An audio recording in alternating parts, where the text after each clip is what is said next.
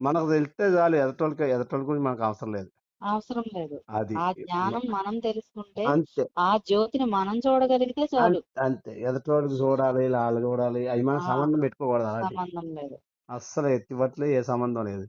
ఆ కానీ మనం పొందింది ఏదైతే ఉందో, అంటే అనుభవపూర్వకంగా ఉమ్, ఏదైతే ఉందో అది చెప్పటంలో తప్పులేదు. ఉమ్. ఎందుకు చెప్పాలి అంటే, ఈ స్థితిని ఎవరో పట్టుకుంటాడు కదా ఎవడొకడు. ఒక ఒక దారి చూపించిన వాళ్ళం అవుతాం. ఆ అందు గురించి ఏమవుద్దంటే, గురువు ఏమంటాడంటే, నువ్వు ఒక దీపం వెలిగించావు నాయనా, ఉమ్, అది ఒక దీపం ఇంకో దీపాన్ని వెలిగించింది అనుకో, ఆ ఎలుగు ఈ ఎలుగు కూడా నీ వెలిగించావు కాబట్టి నీకే చెందుద్ది. ఉమ్. అర్థమైందా మీ సార్ ఈ మ్యాటర్? అర్థమైంది స్వామి.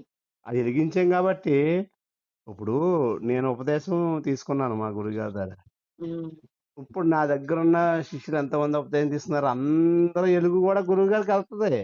ఉమ్, ఇప్పుడు గురు శక్తి ఏం చేద్ది, అందరికీ గురు పరంపర అంతా అందరికి అందుపడుద్ది. ఉమ్. అందుకే ఆమె ఏం చెప్పింది, గురువు గారు కనిపించారు, మీరు కనిపించారు. అవును స్వామి. నా గురువు కనిపించాడు, మీ గురువు కనిపించాడు. ఉమ్, అందరు